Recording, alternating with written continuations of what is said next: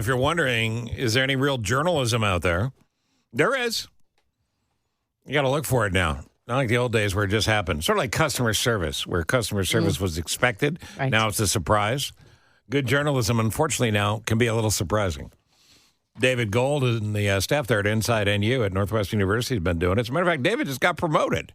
He sure did. He's the new editor-in-chief of Inside NU and had an exclusive sit-down with the athletic director over this whole mess with Pat Fitzgerald in the midst of a football season where the team surprisingly has won a couple of games. David, welcome back. How are you? Good morning. How are you guys? Congratulations Hi, on the promotion. Yeah. Well, thank you. Hard work pays off. Well deserved. Yes, I appreciate it. Definitely been an interesting few months here at Northwestern. All right, so you sat down with the athletic director, but for a little backstory here first. How much is Pat Fitzgerald suing for? So he's filing for breach of contract for $130 million and then asking for punitive damages as well for defamation and emotional damages caused by the issue. So we're looking at over probably, I would say, if the jury goes all the way in Fitzgerald's favor, you're looking at over $200 million.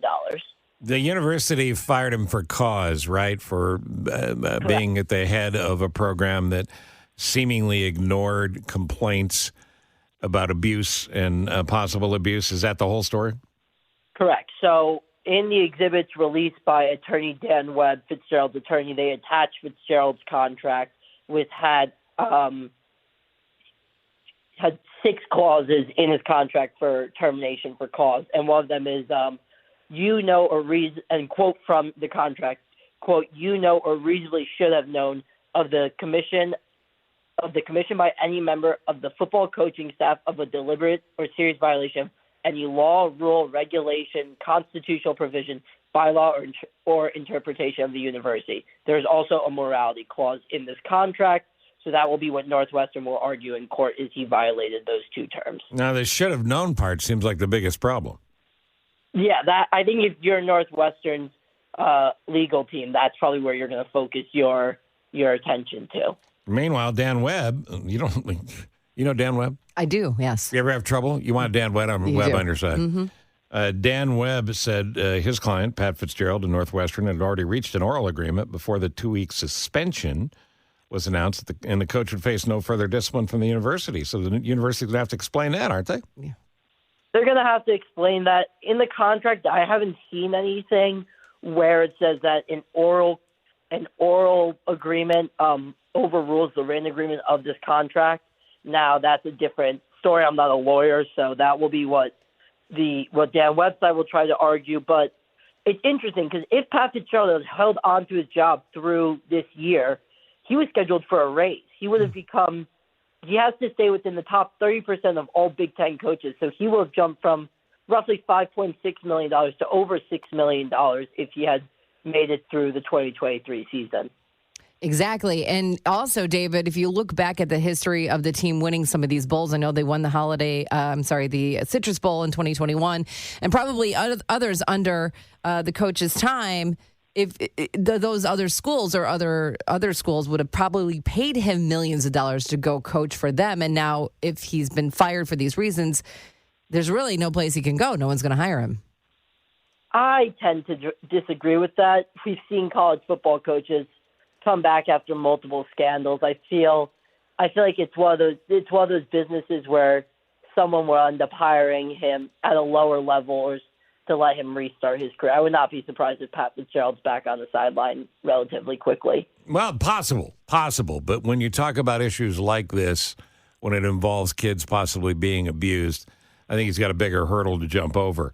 But the lawsuit's real. It's not going anywhere. So you sat down with the athletic director, Derek Gregg, who, is a guy that was on paper and on a flow chart on Fitzgerald's side, and then he has to be on the school's side. I mean, what did he say to you? I mean, it was very careful. He was very careful, would be my description. Clearly understood that anything he said can and will be used against the university in court. So he was careful. A lot of I can't comment on our questions, but he said he wished that they come out quicker with more information to the public. And I thought that was really interesting as his one regret from the summer, because Northwestern has never released the Maggie Hickey original report of the investigation. So Northwestern is still not being completely transparent on what's happened. Now, discovery will change that because all these lawyers are going to ask for that report. But it was very careful with what he said.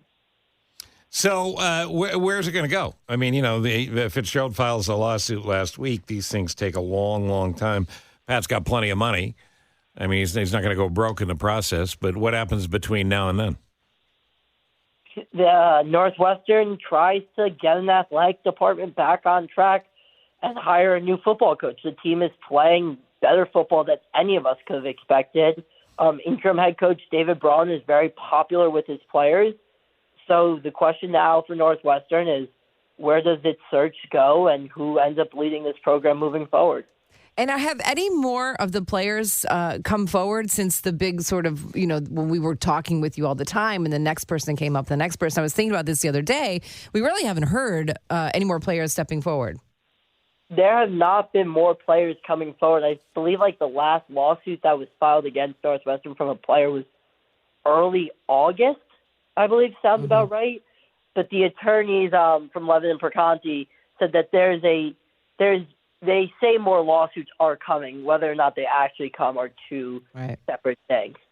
Now, last question would be the stadium. There was a big push to build a new stadium, and the push was ongoing into this year, and everybody was excited in the Northwestern community, the football community, and all that. What's the status of the new stadium? Yeah, so that is actually coming to a head this week on Wednesday night, the Evanston Land Use Commission meeting, which, if you haven't turned in, is primetime television. Amazing content out there for everyone who's interested. So they will vote on two proposals this week.